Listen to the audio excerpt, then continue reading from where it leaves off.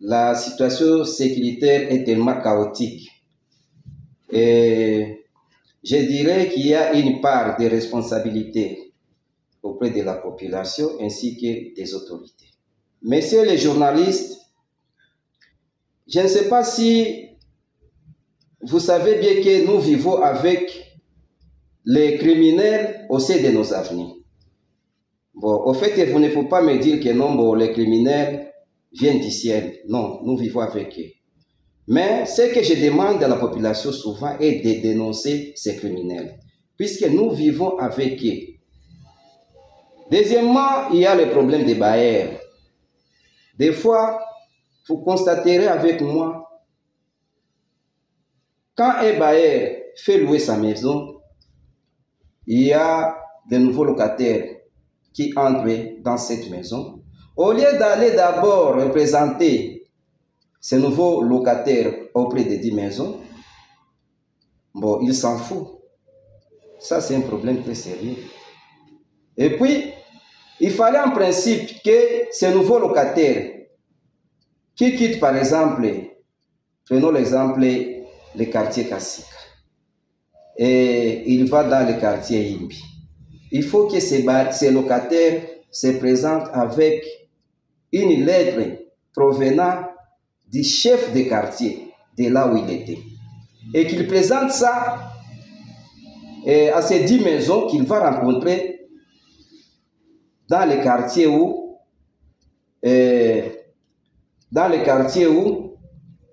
qu'il va habiter. À part cela, il y a aussi les visiteurs. Au fait, il y a des petites choses là que nous ignorons. Il y a des visiteurs qui viennent de partout ailleurs, même aussi dans la ville de Goma. Quand quelqu'un vient chez toi, il passe la nuit là-bas. La première chose à faire est de le présenter devant les 10 maisons. Mais chez nous, on néglige tout cela. Ça, c'est la part des responsabilités de la population. Pour ce qui est des autorités, ces autorités aussi ont des difficultés que la population aussi doit comprendre. Je peux citer, par exemple, nous avons les problèmes des engins ou véhicules pour les patrouilleurs. Ici, dans la ville de Goma, imaginez par exemple, prenons par exemple le cas de la commune de Goma. Nous n'avons qu'un seul véhicule. Et tout cela, j'ai pris aux députés au niveau national qui doivent aussi nous aider, puisque ça relève du ministère de l'Intérieur. Comment se fait-il que dans la ville de Goma, nous pouvons manquer de véhicules pour faire la sécurité? Moi, je pense, au minimum, il faut qu'on ait au moins 10 véhicules. 4 comme dans la commune de Goma et 6 dans la commune de Karisimbi. À part cela, est-ce que ces militaires-là, les policiers-là, sont bien équipés? Il y a la dotation, par exemple, des Motorola. Je pense bien qu'il y a l'insuffisance là-dedans aussi. Il y a l'effectif des policiers. Il faut rajeunir la police. Bon, ici chez nous, vous voyez par exemple, au niveau de la police, quand vous appelez quelqu'un, vous appelez la CCO, vous appelez l'intervention, souvent ils viennent en retard. Vous savez pourquoi? Nous manquons l'effectif de la police. De temps en temps, vous voyez par exemple les policiers là qu'on déploie sur le terrain. Aujourd'hui, ils sont déployés par exemple dans le quartier Virunga. Les matins, ils vont au service. Les soirs, les mêmes policiers, ils sont affectés encore dans le quartier Keshero. Le lendemain, ils vont encore au service. Ils font 3 jours sans repos. Tout ça, c'est la carence des policiers. Alors, je demanderai à nos autorités de faire le recrutement. Bon, puisque, comme le recrutement s'attarde, puisque dernièrement, nous étions avec les maires de la ville, nous les conseillers communaux, et même avec l'inspecteur provincial de la police. Au fait, on avait donné des pistes de solutions à ces autorités-là, notamment avant le recrutement. Ils peuvent nous aider. Il y a les policiers là, les roulages que nous voyons partout dans des carrefours. Ils sont nombreux. Il y a des policiers là qui font garde auprès des officiers. Il faut réduire l'effectif. Il y a les policiers là qui font garde auprès des particuliers. Il faut détacher tous ces policiers là car nous avons des maisons de gardiennage. Pourquoi les laisser là-bas? Voilà un peu ce que je dirais, ça cause un peu l'insécurité dans la ville de Goma. Maintenant, j'ai aussi des pistes et des solutions que je dois donner aussi à ces autorités-là. Lesquelles sont, M. Ngoï? Bon, en fait, la première chose à faire, messieurs le journaliste, vous voyez, dans la ville de Goma, il y a des militaires qui circulent partout avec des armes. Ils sont en divagation. Ces militaires-là, et parfois vous voyez, ces derniers temps, bon, il y a des militaires qui circulent avec des motos, 3 militaires, et ils passent au vu de tout le monde, même devant les roulages. Pourquoi ces roulages-là ne peuvent pas les arrêter? Mais là, il y a des poids, des mesures. Mais s'il s'agissait par exemple des civils, on les arrête. Mais pourquoi pas ces militaires? Et quand ces militaires-là passent là-bas, ils sont à 3, et puis vous allez apprendre quelque part, il y a un cambriolage quelque part. Bon, moi je pense qu'on mette des mesures très sévères envers ces militaires-là qui circulent dans la ville de Goma au vu des autorités. La deuxième chose, messieurs les journalistes, nous avons le cas Katindo ici, qui cause aussi l'insécurité au quartier environnant. Dans le cas Katindo là, il y a des civils. Ces civils-là, ils font quoi dans ces cas-là? Le cas Katindo n'est pas contrôlé. Donc, nous avons partout, il y a entrée et sortie. Moi, je pense, ça c'est une question qu'il faut prendre avec urgence. Il faut délocaliser les cas Katindo. Ça nous cause des problèmes. À part cela, il y a le marché Boaka. Le marché pirate. C'est ça. Ah, oui. Le marché là, ça cause aussi. Il est à la base aussi de l'insécurité dans la ville de Goma. Un voleur peut venir chez vous, il entre et puis il prend la télévision. Directement, il vend ça auprès de ces marchés-là. Même les téléphones. Il n'y a pas de contrôle auprès de ces marchés. Et pourtant, nous avons quand même des bourgmestres qui doivent aussi jouer leur rôle. On ne peut pas dire seulement on laisse tout au maire de la ville. Et ces marchés se trouvent dans des communes. Pourquoi ne pas contrôler ces gens-là? On en a parlé avec le maire de la ville. On en a parlé avec l'inspecteur provincial de la police concernant ces marchés-là. Mais jusqu'à présent, rien n'est fait.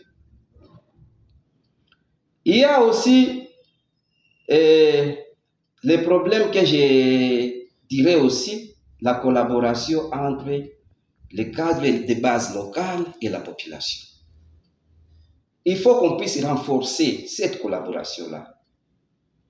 Il y a aussi les cadres de base qui ne sont pas motivés. Ça aussi, c'est un problème très sérieux. On néglige ces cadres de base-là.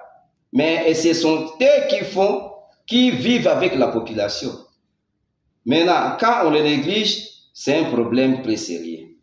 Bon, il y a aussi, je dirais aussi, les problèmes de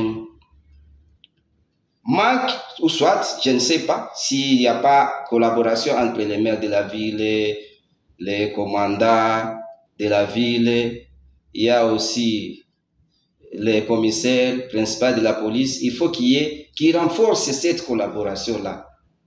Ça va aussi nous aider. Ce que je proposerai aussi, auprès des bourgmestres de la commune, de faire des tours de ronde souvent, puisqu'ils ne sont pas là seulement pour rester dans les bureaux. Non, ils doivent collaborer avec la population. Ils doivent faire des descentes sur terrain. Ils doivent savoir les problèmes de la population. Tant qu'ils sont toujours coincés dans leur bureau climatisé, ça sera toujours un problème. Il y a aussi ce que je peux dire encore. Je proposerai aussi à nos autorités d'éclairer la ville de Goma. Il y a l'obscurité aussi cause l'insécurité. Vous voyez par exemple, monsieur le journaliste, à la mairie, il y a une division d'énergie. Avant que quelqu'un aille, qu'on puisse lui raccorder le courant, il paie $65. Et quand vous demandez qu'il faut cet argent, on vous dit que c'est pour l'éclairage public. Bon, nous sommes dans la ville de Goma. Est-ce que vous avez déjà vu un jour les services d'énergie viennent fixer les projecteurs? La réponse est non. Maintenant, cet argent, ça va où? Je ne sais pas. Or, les autorités aussi doivent nous aider. Ils doivent nous aider à mettre les projecteurs, les lampadaires. Ce n'est pas à dire que la mairie manque d'argent ou bien la commune. Mais, je ne sais pas pourquoi ils ne veulent pas éclairer les villes et éclairer notre ville. D'autant plus que l'obscurité aussi cause l'insécurité. Bon, nous avons aussi problème. Bon, je ne sais pas si je peux d'abord me limiter par là. Merci, monsieur. Puisqu'il y en a beaucoup vraiment. Merci, monsieur. Bon, au fait, il y a aussi le problème, c'est que je voulais aussi demander à nos autorités de créer des points focaux dans chaque avenue. Puisque cette population-là va leur aider à identifier les éléments-là criminels et puis aussi, tout le temps, ils auront des informations provenant de ces gens-là qu'ils mettent dans chaque avenue. Maintenant, ce que je fustige, c'est notre justice. Là, il y a un problème très sérieux que les autorités doivent prendre avec considération. Vous voyez, et ce qui cause souvent la justice populaire. On ne tient pas compte de tout ce qui arrive dans la ville de Goma. Ah oui, par exemple, on attrape un voleur, on le transfère au niveau du parquet, dès 2 ou 3 jours, on le voit encore au quartier. C'est ça, c'est ça. Ah oui. Ça, c'est un problème très sérieux. On dirait que notre justice est corrompue. C'est anormal. On attrape un voleur, on donne à la justice 2 ou 3 semaines, même les kidnappeurs. 2 ou 3 semaines, il est déjà dehors. Moi, je propose aux autorités, dès qu'on attrape ces criminels-là, on les transfère directement dans la prison centrale de Angenga, en Équateur. Qu'on ne laisse pas ici chez nous. Et puis, parfois on dit qu'il y aura des audiences. Jusque-là, tous ces criminels-là qu'on est en train d'attraper. Il faut quand même qu'on organise des audiences publiques, que la population puisse participer et voir ces gens-là, et qu'on les condamne, après avoir les condamnés, qu'on les achemine en Équateur, dans cette prison d'Angenga. J'ai oublié d'autres choses très importantes. notamment le recensement de la population. Et c'est que j'ai pris vraiment aux autorités de veiller sur ça.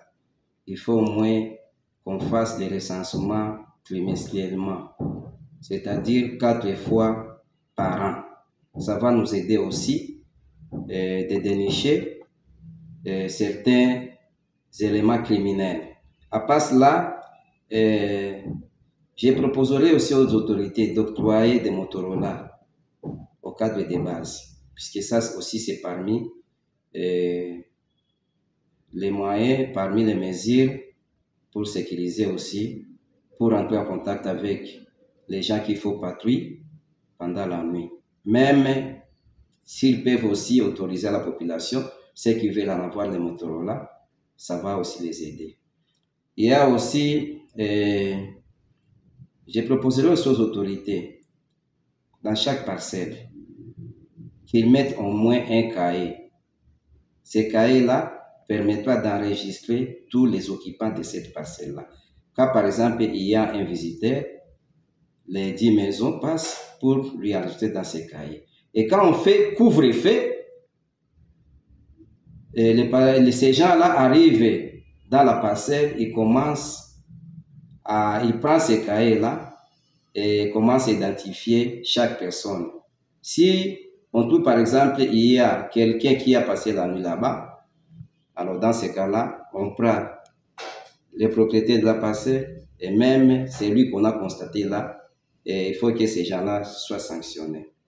Et à part cela, je demanderai aussi aux autorités de donner les numéros verts à la population, puisque ça aussi c'est un problème. Et parfois, que nos autorités nous aident à collaborer, à insister sur les patrouilleurs. Quand on les appelle, qu'ils soient souples. Ça, c'est un problème très sérieux, puisque de temps en temps, vous appelez la police la nuit. Souvent, ils vous disent qu'ils n'ont pas de carburant. Ça, c'est un problème. Comment se fait-il que la police peut manquer le carburant? Et parfois, ils peuvent décrocher, mais ils n'arrivent pas. Et parfois, ils décrochent, mais ils arrivent toujours en retard. Et c'est ce que j'ai dit, qu'il faut renforcer les enjeux pour les patrouilleurs, puisque dans la ville de Goma, il y a peu de véhicules pour faire l'intervention. À part cela, je prierai aussi aux autorités d'installer les sirènes dans notre ville de Goma, puisque ça aussi, c'est parmi les moyens d'alerte. Voilà un peu ce que j'avais oublié. Donc, que les autorités insistent, ce que j'insiste surtout, de faire le couvre-feu sur toute la ville de Goma, même dans les cas de déplacés, puisque souvent, la partie là de Mugunga, Ndosho, c'est là où nous avons se déplacés. Et les crimes se font souvent là-bas. Alors, qu'on puisse aussi faire les recensements et puis faire le couvre-feu au niveau des camps qui sont dans ces quartiers-là que je viens de citer.